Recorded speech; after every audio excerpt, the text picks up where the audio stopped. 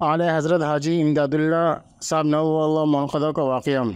اعلی حضرت حاجی امداد اللہ صاحب نور اللہ مرقدہ کی خدمت میں ایک شخص آیا اور عرض کیا کہ ایسا وظیفہ بتا دیجئے کہ خواب میں حضور پاک صلی اللہ علیہ وسلم کی زیارت نصیب ہو جائے۔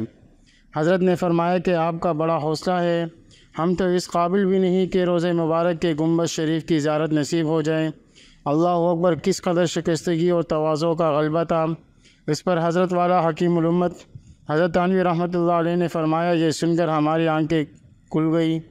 حضرت کی عجیب شان تھی، اس فن کے امام تھے، ہر بات میں شان محققیت اور حکمت چمکتی تھی۔ یہی وجہ ہے کہ حضرت کے خادموں میں سے کوئی محروم نہیں رہا۔ حضرت حاجی صاحب کی خود یہ حالت تھی کہ اپنے ہر خادم کو اپنے سے افضل سمجھتے تھے اور فرمایا کرتے تھے کہ آنے والوں کے قدموں کی زیارت کو اپنے لیے ذریعہ نجات سمجھتا ہوں۔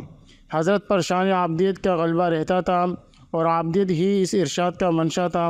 مطلب یہ تھا کہ اپنے اہلیت کا اعتقاد نہ رکھتے، باقی تمنا کی ممانعت نہیں۔ امیر شاہ خان صاحب نے فرمایا کہ ایک شخص پنجابی ڈاکٹر مکہ معظمہ گیا ہوا تھا۔ حافظ صاحب کی بیوی سے ان کا نکاح ہو گیا تھا۔ اس نکاح میں کچھ باتیں حضرت حاجی صاحب رحمۃ اللہ علیہ کے طبیعت کے خلاف بھی ہوئی تھیں اور یہ ڈاکٹر اچھا آدمی بھی نہیں تھا۔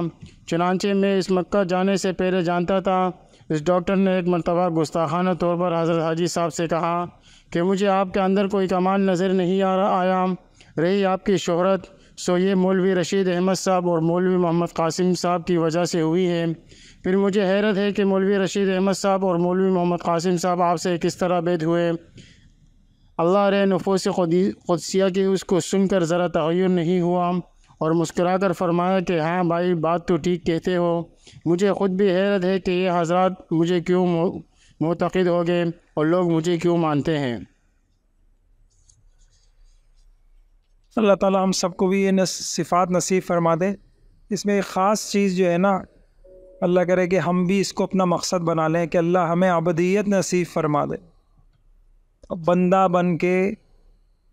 بن کے جینا، اور ایسی زندگی ہو کہ ہماری اداؤں میں، ہماری طرز زندگی میں، ہر چیز میں عبدیت نظر آئے، کھانے میں، پینے میں، لباس میں، ہماری بول چال میں۔ عبدیت یہ بہت اونچا مقام ہے، اور عبدیت اسی وقت پیدا ہوگی جب انسان فنائیت پیدا ہو جائے اور سارے پھر شکوے ختم ہو جاتے ہیں۔ عبدیت آ جاتی ہے تو کیا ہو جاتے ہیں؟